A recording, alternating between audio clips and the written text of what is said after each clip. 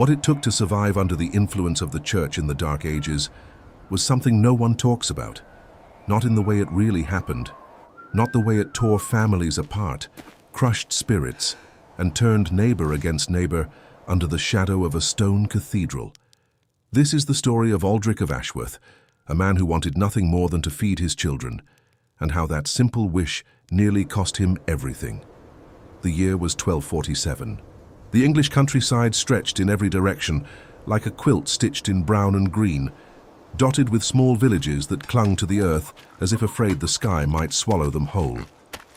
Ashworth was one such village, a cluster of wattle and daub homes pressed together along a single muddy road that led inevitably to the church. The church of St. Cuthbert sat on the only hill for miles, its bell tower piercing the grey morning sky like a finger raised in warning. It was the tallest structure most villagers would ever see in their lifetime, and it cast a long shadow, literally and otherwise. Aldric woke before dawn, as he always did, to the sound of his youngest daughter coughing. Little Maren, barely 5 years old, had been sick for weeks, her small body thinning beneath a blanket made from old grain sacks. His wife, Elaine, sat beside her, pressing a damp cloth to the child's forehead, her eyes hollow from sleepless nights. Aldric stood in the doorway and watched them in the dim firelight. He did not pray. He had stopped praying 3 months ago, the day Father Clement told him that Maren's illness was a punishment for insufficient tithes. Every household in Ashworth owed 1/10 of its harvest to the church. That was the law, God's law. Father Clement reminded them every Sunday from the pulpit, his voice booming across the nave like thunder trapped in stone. But that year, the rains had come too early and stayed too long. The crops rotted in the fields. What little wheat Aldric managed to salvage barely filled 2 sacks, and one of those went straight to the tithe barn behind the church. He watched the deacon carry it away without a word of thanks, without a glance back at the man whose children would go hungry because of it. Aldric was not a rebel. He was not a philosopher or a thinker. He was a farmer, a man whose hands were cracked from the plough, whose back bent a little more each year under the weight of soil and expectation. But something had shifted inside him that autumn. It was not anger, not yet. It was something quieter. A question he dared not speak aloud, but could not stop thinking.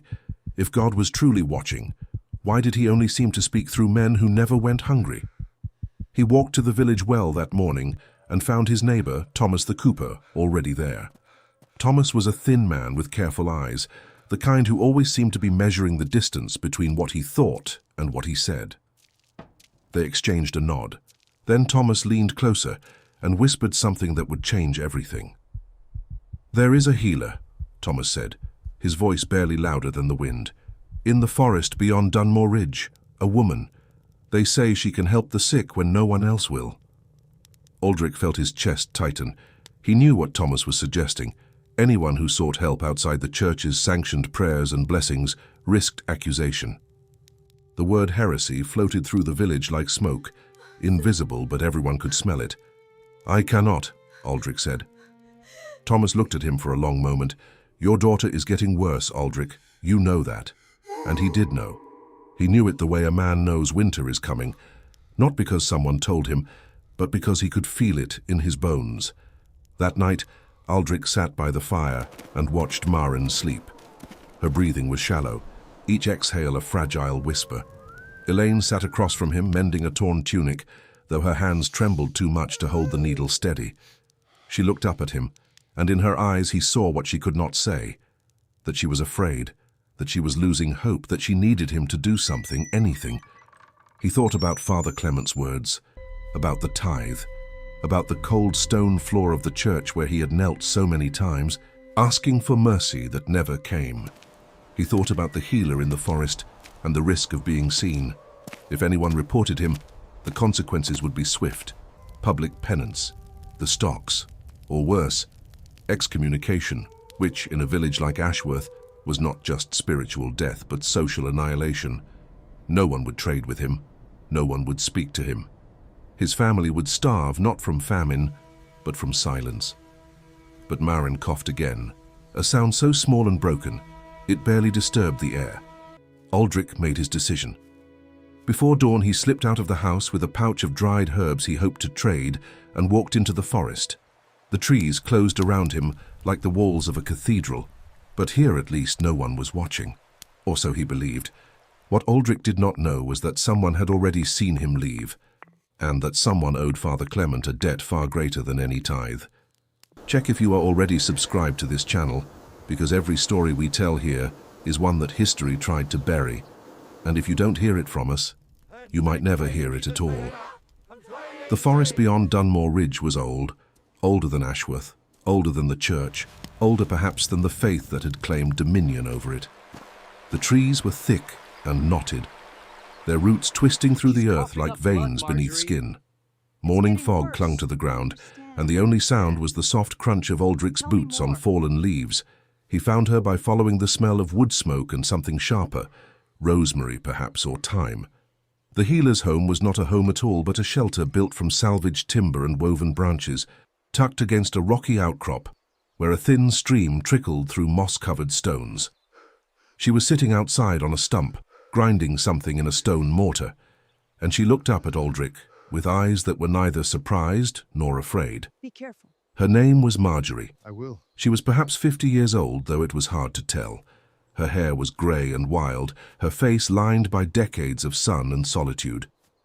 She had been a midwife once, in a village to the north, until the local priest accused her of witchcraft for using herbal remedies instead of holy water. She had fled rather than face trial. Out here, beyond the reach of any parish, she had survived by trading her knowledge for food, cloth, and the occasional coin. "You have a sick child," Marjorie said before Aldrich could speak. He blinked. "How did you—" "Because that is the only reason a man like you would come to a woman like me." She was right. Aldrich described Marin's symptoms, the cough, the fever, the way her skin had turned pale as parchment. Marjorie listened without interruption, nodding slowly, and then she disappeared into her shelter. When she returned, she carried a small clay pot sealed with beeswax. "Boil this in water," she said, handing it to him. "Let it cool. Give her 3 spoonfuls at dawn and 3 at dusk. The fever should break within 4 days. If it does not, bring her to me." Aldrich took the pot with trembling hands. He wanted to thank her, but the words felt inadequate. Instead, he offered the pouch of dried herbs, which Marjorie accepted with a small nod. "Be careful on the road back," she said. "The forest has fewer eyes than the village." Aldrich returned to Ashworth just as the sun broke through the clouds. He hid the clay pot beneath his tunic and walked with his head down, avoiding the main road. But his caution was too late. The person who had seen him leave that morning, a man named Godwin, a bitter widower who served as Father Clement's informant, had already delivered his report. That same afternoon, while Aldrich was in his home preparing the remedy for Marin, a knock came at the door. Not a polite knock. 3 hard strikes, the kind that made the walls shake. He opened the door to find Father Clement standing in the mud, flanked by 2 deacons and Godwin, who stood behind them with his arms crossed and a thin smile on his lips. "Aldrich of Ashworth," Father Clement said, his voice carrying the weight of stone and scripture, "you have been seen entering the forest of Dunmore, where it is known a woman of ungodly practice resides. You are summoned to appear before the parish court 3 days hence to answer for the sin of consorting with heresy." Aldrich's blood went cold. He looked past the priest and saw the faces of his neighbors, some watching from doorways, others turning away, all of them afraid. This was how it worked. This was how the church maintained its grip, not through faith alone, but through fear. Through the knowledge that anyone could be next. Elaine appeared behind him, clutching Marin to her chest. The little girl's eyes were wide and glassy with fever. Father Clement glanced at the child, and for the briefest moment, something flickered across his face. Perhaps pity, perhaps discomfort, but it vanished as quickly as it came. 3 days, he repeated, and turned away. The days that followed were the longest of Aldrich's life. He gave Marin the remedy in secret, hiding the clay pot beneath a loose stone near the hearth. By the 2nd day, her coughing eased. By the 3rd morning, her fever broke. She opened her eyes and smiled at him, a real smile, the kind that made the whole room feel warmer. And Aldrich felt tears run down his face for the first time in years, but the relief was shadowed by dread. The parish court was not a court of law in any modern sense. There was no defense, no presumption of innocence. Father Clement served as both judge and prosecutor, and the verdict was often decided before the accused even walked through the door. Thomas the Cooper came to see him that evening, his face drawn with worry. "You should run," Thomas said. "Take your family and go north. There are villages where no one will know you." "And live how?" Aldrich replied. "I have no trade but the land. And the land belongs to the Lord, and the Lord answers to the bishop, and the bishop answers to Rome. There is nowhere to run, Thomas. There is only through." Thomas stared at him for a long moment, then placed a hand on his shoulder. "Then I will speak for you," he said quietly. "At the trial, I will say I sent you to gather firewood in the forest, that you never went to the healer. They will know you are lying. Perhaps, but at least you will not stand alone. If this story is making you feel something, anger, sadness, or maybe recognition, drop a comment and tell us what you would have done in Aldrich's place." The parish court convened in the nave of St. Cuthbert's on a Thursday morning, the air thick with the smell of tallow candles and damp stone. The benches were packed. Every soul in Ashworth had come, not out of curiosity but out of obligation. Attendance was mandatory. Absence would be noted. Absence would be remembered. Aldrich stood at the front, his hands clasped before him, his heart hammering against his ribs. Beside him stood Elaine, pale but rigid, holding Maren, who was for the first time in weeks awake and alert, her small fingers clutching her mother's sleeve. That detail was not lost on the villagers. The child who had been dying was suddenly better. And everyone wanted to know why. Father Clement rose from his carved oak chair and addressed the assembly. He spoke of the sacred order. He spoke of God's appointed healers, the clergy, the saints, the sacraments. He spoke of the danger of those who operated outside that order, who dabbled in roots and potions and whispered incantations under moonlight. He never said the word witch. He did not need to. The implication hung in the air like the smoke curling from the candles. Then he turned to Aldrich. "Did you visit the woman known as Marjorie of Dunmore?" Aldrich opened his mouth, and for a moment nothing came out. He could feel every pair of eyes in the church fixed on him. He could hear the blood rushing in his ears. He thought of lying. He thought of Thomas's offer. He thought of what would happen to Elaine and Maren if he were excommunicated, or worse. Then he thought of something else. He thought of Maren's smile that morning, of the color returning to her cheeks, of the way she had reached up and touched his face with her tiny hand, as if confirming he was real. "I did," he said. His voice was steady, though his hands were not. "I went to her because my daughter was dying. I went because the church offered me only words, and words do not cure fevers. I went because I am a father, and a father does not watch his child die when there is something, anything, he can do." A murmur rippled through the crowd. Some voices were harsh, others confused. A few barely audible murmured agreement. Father Clement's expression hardened. "You confess to seeking the aid of a heretic. You understand the gravity of this?" "I understand that my daughter is alive," Aldrich replied, "and I understand that if I had done nothing, she would not be." What happened next, no one in Ashworth expected. A woman in the back of the church stood up.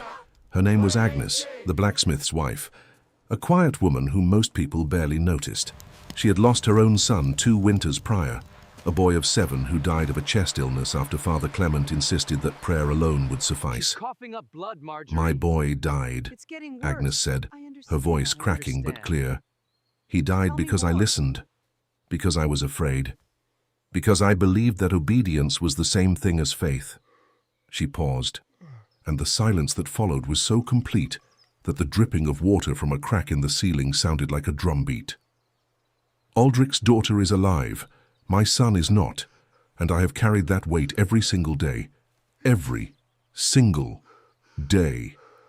Another murmur, louder this time. Then another villager stood, old Geoffrey, a shepherd who walked with a crooked stick. "My wife's mother used herbs all her life," he said. "She healed more people in this village than any priest, and she feared God more than any of us." One by one, others rose. Not many, perhaps 7 or 8 in a crowd of 60, but enough. enough to shift the weight in the room, enough to make Father Clement's jaw clench and his eyes narrow. He raised his hand for silence. "This is not a matter of sentiment," he said coldly. "This is a matter of divine law. The woman Marjorie operates outside the authority of the church. Anyone who seeks her counsel commits a grave sin. The accused has confessed. The penalty is clear." But something had changed. The fear that normally held the village together like mortar in a wall had cracked just slightly, just enough to let the light in. Father Clement was not a fool. He was a shrewd man, well versed in the politics of power, and he recognized the danger of pushing too hard against a tide of sympathy.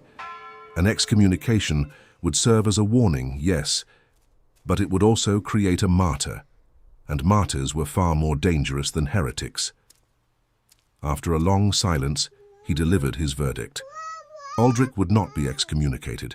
Instead, he would perform a public penance, 30 days of daily prayer at the church, barefoot, regardless of weather. He would also donate an additional quarter of his next harvest to the tithe, and he was forbidden, under pain of true excommunication, from ever visiting the healer again. It was a punishment designed to humiliate without destroying, to bend without breaking, to remind everyone in Ashworth that mercy was a privilege, not a right, and that the church was the sole authority that could grant it. Aldrich accepted the terms. He had no choice. But as he walked out of the church that day, Marin clinging to his neck and Elaine walking beside him with her chin held high, he felt something he had not felt in a very long time. Not victory. It was too fragile for that. But something close. Something like the first crack of sunlight after a long, merciless winter. If you are watching this right now and you feel the fire inside that Agnes felt, the courage to say what needs to be said, type in the comments, "My boy died because I listened." Let us honor every person in history who suffered in silence under the weight of blind obedience. Aldrich kept his word. Every morning for 30 days he walked barefoot through the mud and frost to the church of St. Cuthbert. He knelt on the cold stone floor and bowed his head. He did not pray, not to the God that Father Clement spoke of at least. Instead, he thought of Marin, of Elaine, of the look on Agnes's face when she stood up in that crowded nave and spoke the truth for the first time in 2 years. The village watched him, some with pity, some with contempt, some with something harder to name, a quiet recognition perhaps, that what Aldrich was enduring was not justice but theatre, that the penance was not about God at all, it was about power, about showing every man, woman and child in Ashworth what happened when you stepped outside the lines. But here is what Father Clement did not anticipate. During those 30 days, something else was happening. Something quiet, something invisible, something that would reshape the village in ways he could not control. People began visiting Marjorie. Not openly, not in daylight. They slipped into the forest at dusk, 1 or 2 at a time, following paths that wound through the trees like whispered secrets. A mother with a colicky infant, a farmer with an infected hand, an old woman whose joints ached so badly she could not sleep. They came because Aldrich's daughter was alive and well, running through the village with pink cheeks and bright eyes, and that was proof that no sermon could refute. Marjorie helped them all. She asked for nothing but what they could spare, a loaf of bread, a length of rope, a few eggs. She never spoke against the church. She never claimed her remedies were anything more than what they were, knowledge passed down through generations, the accumulated wisdom of women who had watched and listened and learned from the earth itself. They're coming for us. Father Clement knew. He must have known. Godwin was still watching, still reporting. But the priest made no move. Perhaps he understood that a second trial would not go as smoothly as the first. Perhaps he feared that the cracks in his authority would widen into chasms. Or perhaps, and this is the version Aldrich chose to believe, perhaps somewhere beneath the vestments and the rhetoric, there was still a man who could see a healthy child and feel, if not compassion, then at least the weight of his own doubt. Years passed. Marin grew strong. She grew into a sharp, curious girl who asked too many questions and loved the forest almost as much as her father did. Aldrich's penance ended, but the memory of it never faded. Not for him, not for the village. Ashworth did not revolt. There was no dramatic uprising, no torches in the night, no overthrow of the old order. That is not how change happens in the real world.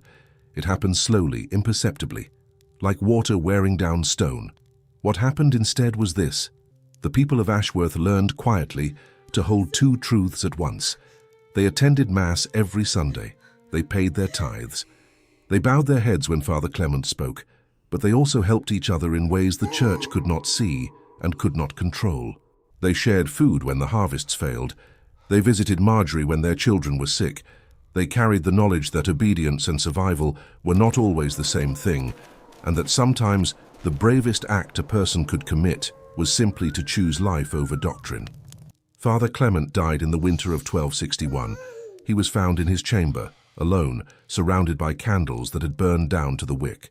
The new priest who replaced him was younger, quieter, and far less interested in policing the spiritual lives of farmers. Whether that was by chance or by design, no one could say. Aldrich lived to be an old man. He never left Ashworth. He never became a hero or a legend. His name does not appear in any history book, but every spring when the first green shoots broke through the frost, he would walk to the edge of the forest and stand there for a long time, looking at the trees and thinking about the morning. He made the choice that saved his daughter's life. What it took to survive under the influence of the church in the Dark Ages was not strength. It was not rebellion. It was not even courage, though courage played its part. What it took, what it truly, deeply, fundamentally took, was the willingness to love someone more than you feared the consequences. That was the heresy they could never stamp out. That was the flame no amount of holy water could extinguish, and it burns still. Maren eventually became a healer herself. She learned from Marjorie everything the old woman knew, and when Marjorie passed in the autumn of 1258, it was Maren who carried her knowledge forward, not with defiance, but with the quiet, unshakable certainty of someone who had been saved and understood, in every fiber of her being, what that meant. If you watched this all the way to the end, it is because something in this story spoke to you. Because somewhere inside, you know what it feels like to be told to obey when every part of you screams to act. If you are still here, if you stayed until the very last word, leave a comment saying, "I watched until the end," so I can know who you are, and so I can know who truly loves the stories on this channel. And if this story moved you, hit the like button. Share it with someone who needs to hear it. Someone who has ever been afraid to stand up. Someone who has ever chosen love over fear. Someone who needs to know they are not alone. Subscribe to this channel so you never miss a story, because we are here to tell the truths that history buried, and we are not stopping. Be careful.